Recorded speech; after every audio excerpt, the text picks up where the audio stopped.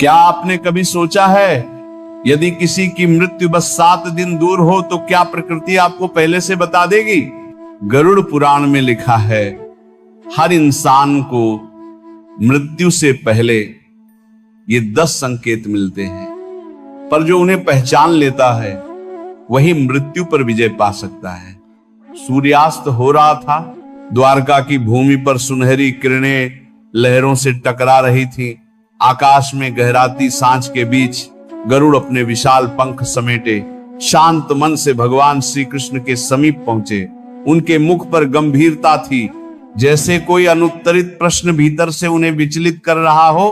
प्रभु, उन्होंने कहा, मैंने अनगिनत बार जीवन और मृत्यु दोनों के दृश्य देखे हैं, परंतु मनुष्य के लिए मृत्यु का रहस्य अब भी अगम्य है। क्या यह सच है कि मृत्यु आने से पहले उसे कुछ संकेत मिलते हैं? श्री कृष्ण ने मंद मुस्कान के साथ गरुड़ की ओर देखा।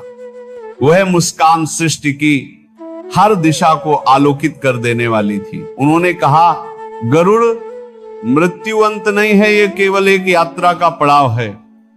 लेकिन इस यात्रा से पहले आत्मा को कुछ संकेत अवश्य मिलते हैं ताकि वह जान सके कि समय निकट है। ये संकेत भय नहीं लाते, बल्कि आत्मा को तैयार करते हैं। गरुड़ ने विनम्रता से पूछा, हे माधव, वे संकेत कौन से हैं? श्री कृष्ण बोले, पहला संकेत तब प्रकट होता है जब मनुष्य का मन धीरे धीरे संसार से विमुख होने लगता है और परिचित चेहरों में अपनापन कम महसूस होता है। यह इसलिए होता है क्योंकि आत्मा अब देह से परे अपने वास्तविक लोक की ओर लौटने की तैयारी कर रही होती है। यह विरक्ति का आरंभ है। पहला संकेत जो इसे पहचान लेता है वह मृत्यु को समझ लेता है, क्योंकि वह जान जाता है कि मृत्यु केवल परिवर्तन है, नाश नहीं। जिस क्षण भीतर यह विरक्ति जागती है, उसी क्षण आत्मा ईश्वर के समीप कदम बढ़ाती है। अगर किसी रात आप सपनों में अपने मृत परिजनों को बार बार देखें, अगर वे मुस्कुराते हुए आपको बुलाएं, तो यह केवल सपना नहीं होता, यह वह क्षण होता है जब आत्मा दूसरे लोक से पुकार सुनने लगती है। दूसरा संकेत, कभी मनुष्य को ऐसे स्वप्न आते हैं जो बहुत वास्तविक लगते हैं, जैसे वह किसी और लोक में चला गया हो। क्या मृत्यु के संकेत स्वप्नों में भी छिपे होते हैं? श्री कृष्ण ने गंभीर दृष्टि से कहा, गरुड़, स्वप्न केवल मन की कल्पना नहीं, आत्मा के संदेश भी होते हैं। जब मृत्यु निकट आती है, तब आत्मा देह के पार देखना शुरू कर देती है। तब वह उस लोक की झलक पाने लगती है जहां उसे जाना है। ऐसे समय में व्यक्ति को अपने मृत परिजनों, अज्ञात यात्राओं या नदी नालों के पार जाते हुए दृश्य दिखते हैं। कई बार वह देखता है कि वह किसी उजले प्रकाश की ओर बढ़ रहा है और कोई उसे पुकार रहा है। ये आत्मा का द्वार खुलने का संकेत है। गरुड़, यही दूसरा संकेत है स्वप्नों का रहस्य। जो आत्मा सजग होती है वह इन स्वप्नों को समझ लेती है और अपने भीतर शांति अनुभव करती है, क्योंकि उसे एहसास हो जाता है कि अब वापसी निकट है। पर जो अनजान होता है वो इन्हें भय मान लेता है और घबरा जाता है। जानो गरुड़, हर स्वप्न एक संदेश है। श्री कृष्ण ने गरुड़ से कहा, तीसरा संकेत, जब मृत्यु समीप आती है तब शरीर के कुछ भाग, विशेष रूप से पाम और हथेलियां ठंडी पड़ने लगती हैं। ये इसलिए होता है क्योंकि जीवन ऊर्जा, जिसे तुम प्राण कहते हो, अब भीतर से ऊपर की ओर लौटने लगती है। धीरे धीरे ऊर्जा सिर के केंद्र ब्रह्मरंध्र की ओर बढ़ती है, जहां से आत्मा देह त्यागती है। यही कारण है कि मृत्यु से पहले व्यक्ति अक्सर कहता है कि उसे ठंड लग रही है, जबकि मौसम गर्म होता है। वह केवल ठंड नहीं, जीवन ऊर्जा के संकुचन को अनुभव कर रहा होता है। और देखो गरुड़, ऐसे समय में उसकी दृष्टि धुंधली हो जाती है, जीभ भारी पड़ती है, आवाज धीमी हो जाती है, क्योंकि आत्मा अब शरीर के माध्यम से बोलना छोड़कर अपने वास्तविक मार्ग पर अग्रसर होती है। मनुष्य सोचता है कि वह बीमार हो गया है, पर वास्तव में वह यात्रा की तैयारी कर रहा होता है। यही तीसरा संकेत है शरीर का परिवर्तन। चौथा संकेत, जब आत्मा मृत्यु के समीप पहुंचती है तो दुनिया की सारी चीजें फीकी लगने लगती हैं। स्वाद, रंग, शोर सब कुछ दूर होता चला जाता है। मानो मन कह रहा हो, अब इस खेल से थक गया हूं, अब लौटना चाहता हूं। क्या आपने कभी किसी व्यक्ति की आंखों में वह शांति देखी है जो सब कुछ छोड़ने के बाद आती है? उसे भोजन का स्वाद फीका लगता है, संगीत में शोर और भीड़ में अकेलापन महसूस होता है।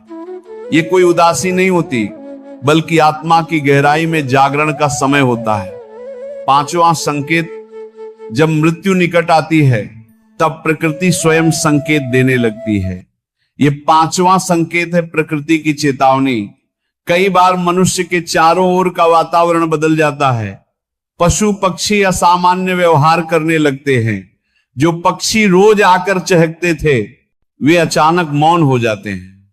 घर का दीपक बार बार टिमटिमाने लगता है। कोई अनजाना भय या बेचैनी वातावरण में भर जाती है। यह सब यूं ही नहीं होता, बल्कि यह ऊर्जा का परिवर्तन है। जब आत्मा जाने की तैयारी करती है तब उसके चारों ओर की ऊर्जा भी रूपांतरित होती है। जो सूक्ष्म जीव और शक्तियां उसे घेरे रहते हैं वे उसकी विदाई के लिए तैयार होने लगते हैं। इसीलिए मृत्यु से पहले कई बार व्यक्ति को अजीब सपने आते हैं, जैसे जल में डूबना, किसी अंधेरी सुरंग में जाना या किसी उजाले की ओर खींचना। ये सब प्रतीक हैं उस यात्रा के जो आत्मा को करनी है। गरुड़ ने सिर झुकाया और पूछा, प्रभु फिर छठा संकेत क्या है? कृष्ण बोले, गरुड़, जब आत्मा देह छोड़ने के निकट आती है तो वाणी बदल जाती है। ये छठा संकेत है वाणी का परिवर्तन। व्यक्ति के पास बोली धीमी हो जाती है, शब्दों में करुणा और सत्य आ जाता है। वह व्यर्थ की बातों से दूर रहने लगता है। जो पहले बहुत बोलता था वह मौन हो जाता है। कभी कभी उसके शब्द रहस्यमय लगते हैं, जैसे वह कोई अदृश्य चीज देख रहा हो। सातवां संकेत है दृष्टि और आभा का परिवर्तन। जब आत्मा देह छोड़ने के निकट आती है तब मनुष्य की आंखों की चमक बदल जाती है। उसकी दृष्टि किसी अदृश्य जगत को देखने लगती है। वही खटक देखता है, मानो किसी दूर लोक को निहार रहा हो। उसकी आंखें स्थिर और शांत हो जाती हैं। उनमें भय नहीं बल्कि अद्भुत शांति और करुणा दिखाई देती है। कभी कभी ऐसा लगता है जैसे उसकी आंखों में प्रकाश फैल गया हो। यह प्रकाश आत्मा का है जो भीतर से बाहर झलकने लगता है। जो सजग होता है वह उस व्यक्ति के चेहरे पर दिव्य आभा देख सकता है। यही कारण है कि कई बार मृत्यु के ठीक पहले व्यक्ति का चेहरा बहुत सुंदर, तेजस्वी और शांत लगने लगता है। यह कोई भ्रम नहीं बल्कि आत्मा की अंतिम झलक होती है। गरुड़ ने पूछा, प्रभु तब आठवां संकेत क्या है? श्री कृष्ण बोले, गरुड़, आठवां संकेत है समय का अनुभव बदल जाना। जब आत्मा जाने को होती है तब व्यक्ति को समय अलग महसूस होने लगता है। कभी उसे लगता है कि बहुत कुछ बीत गया, जबकि घड़ी के अनुसार कुछ ही क्षण हुए होते हैं। कभी उसे लगता है कि सब कुछ रुक गया है। ये इसलिए होता है क्योंकि आत्मा अब भौतिक समय से परे जाने लगती है। उसका मन अब भविष्य या भूत में नहीं रहता, वह वर्तमान में स्थिर हो जाता है। यही वो क्षण है जब मनुष्य को सब कुछ निरर्थक लगने लगता है। न जल्दबाजी रहती है, न प्रतीक्षा। वो बस शांत होकर बैठ जाता है, जैसे कोई यात्री अंतिम स्टेशन पर पहुंच गया हो। नवां संकेत है स्मृति का परिवर्तन। जब आत्मा देह छोड़ने के निकट होती है तब व्यक्ति के मन में पुराने दृश्य, घटनाएं और लोग एक एक कर सामने आने लगते हैं। वह बचपन की बातें याद करता है। पुराने संबंध, अधूरे कार्य सब उसकी आंखों के सामने गुजरते हैं। ये इसलिए होता है क्योंकि आत्मा अपने कर्मों का लेखा जोखा देखने लगती है। वह स्वयं ही अपना न्याय करती है। कृष्ण थोड़ी देर मौन रहे फिर बोले, और गरुड़ 10वां संकेत है आत्मिक प्रकाश का प्रकट होना। जब आत्मा अपने अंतिम क्षणों में पहुंचती है तब उसके चारों ओर एक सूक्ष्म ज्योति फैल जाती है। यह प्रकाश किसी दीपक का नहीं होता, यह आत्मा का तेज होता है।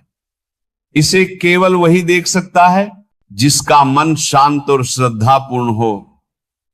यही कारण है कि कई बार लोग कहते हैं कि उन्होंने मृत्यु के क्षण में किसी के चेहरे से प्रकाश निकलते देखा। वह प्रकाश इस बात का संकेत है कि आत्मा ने अपना मार्ग पा लिया है। अब वह अंधकार में नहीं बल्कि ईश्वर के प्रकाश में प्रवेश कर रही है। जो व्यक्ति इस अवस्था में पहुंचता है वह कभी वापस नहीं आता, क्योंकि उसने परम शांति को प्राप्त कर लिया होता है। गरुड़ ने भाव विभोर होकर कहा, प्रभु क्या यही मोक्ष है? श्री कृष्ण मुस्कुराए और बोले, हां गरुड़, यही मोक्ष है। जब आत्मा अपने कर्मों से मुक्त होकर प्रकाश में विलीन हो जाती है, जब वह देह नाम पहचान सब कुछ छोड़ देती है, तब वह परमात्मा में एक हो जाती है। तब न मृत्यु रहती है, न जीवन, केवल शांति रहती है। शेष चर्चा आगे।